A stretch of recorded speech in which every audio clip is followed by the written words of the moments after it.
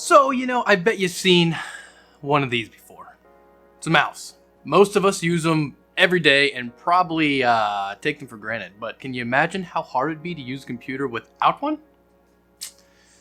I don't think you could. Well, you could use a trackpad, I guess, but who likes those? Now, the mouse has seen some quality of life changes over the years. For example, the interface has gone from PS2 to USB to the new lightning fast wireless no latency, which is awesome, which is what I use now.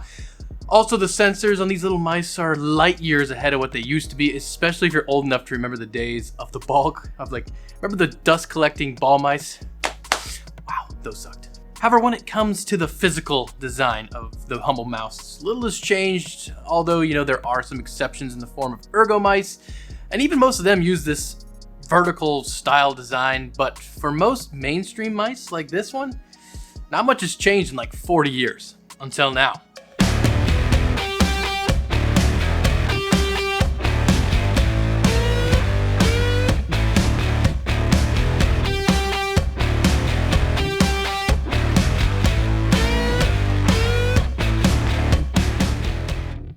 This is the Right Bove Touch, or RBT, but we're going to call it the Rabbit, given the logo's a cute little bunny.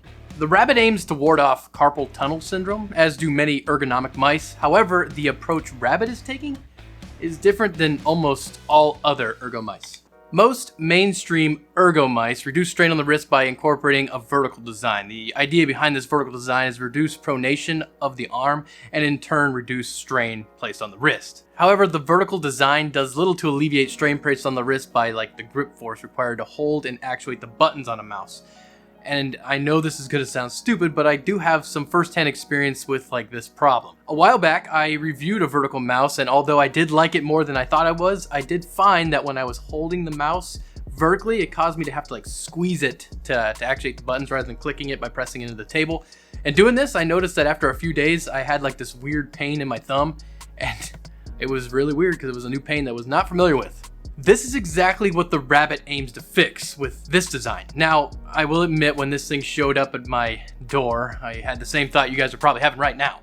But first impressions aside, I will say that after using this thing for the past couple weeks, both in gaming and in productivity tasks at work, I think they might be onto something. That being said, not everything is rainbows and unicorns. There was a bit of a learning curve, to say the least, in using this thing, and a couple of things that I think do need tweaked. First, let's talk about the build quality of the Rabbit. The mouse feels solid.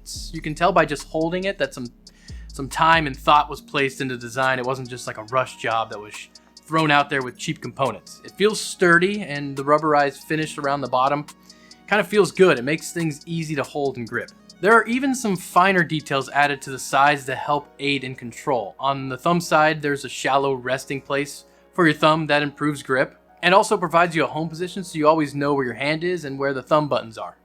On the right side, there's just the slightest depression placed exactly where your ring finger naturally wants to fall. Something that almost goes unnoticed because of how well it's implemented. These two design features, while slight, aid greatly in providing you a place to grip the mouse and helping you move it around on the mouse pad. The thumb buttons are designed well with a slight step in between them to help you identify where one button stops and the other one begins. The scroll wheel is responsive both in scrolling and clicking. Unfortunately, there's no side-to-side scrolling, but other than that, it's a good solid mouse wheel. Behind that scroll wheel is a small button that controls the DPI setting on the mouse, allowing you to change the mouse sensitivity on the fly to what best suits you. When changing the DPI, the Rabbit logo changes colors to indicate what setting you're on, and for my testing, both in gaming and doing productivity tasks, I found that blue was the best one for me. Also, if you find that little flashing light distracting, you can disable it via a small switch on the underside of the mouse, which is good for people that hate RGB. Whoever they are. On the bottom of this mouse, you'll also notice a word you don't see on literally any ergo mice that I can think of. Gaming. Yeah, gaming. The Rabbit mouse was founded by a team of PC gaming enthusiasts, so you better believe this mouse is also aimed at the gaming PC community. If there's one thing that separates, a gaming mouse from a productivity mouse, I would have to say it'd be the sensor, and I'm happy to report that I have nothing bad to say about the one used on the Rabbit. For my testing, I compared it to the Razer Death Otter Chroma, one I used for a long time, and then my Corsair Harpoon Wireless, and I'm happy to say that I didn't notice any difference when it came to the sensor. While switching between these three different mice, I could tell no difference in responsiveness, tracking. They all performed exactly how you expect a high-end gaming mouse should. That is, other than the clicking mechanic. Which brings us to the part that sets the Rabbit apart from every mouse that I know of. So on a normal mouse, the click, well, I don't know, I'm explaining how a mouse works, but on a normal mouse, you click by pressing your fingertips into the front of the buttons and it just clicks. Click and point, forehead. On the Rabbit, things work a bit backwards. The buttons are designed so that your fingertips rest on the buttons, and then when you want to click, you essentially grip the mouse by pressing like this part of your finger onto the button. It's exactly backwards from like how a normal mouse would. You click on the front of a normal mouse. On this one, you click on the back side of the buttons, and essentially you're supposed to just rest your finger on there, and it just kind of clicks. It's kind of hard to explain. And you wouldn't think that something like this would be so different, but like the first day using this, my brain was in my hand. We're like in an epic battle with trying to unlearn years of clicking muscle memory. But after my brain submitted to my new world order, it eventually learned that we're gonna click like this now rather than like this, and things kind of got to working. Also, given that you're clicking closer to your palm than your fingertip, the distance that your finger needs to travel in order to register a click is less, making the mouse feel quicker, which sounds crazy, but I'm telling you it does. When you click on the back side, it just seems like it's faster. But remember that rainbows and unicorn things we talked about at the beginning? Well, there is a bit of a downside. Now take it with a grain of salt because it just could be my like goofy hand or how I'm holding the mouse.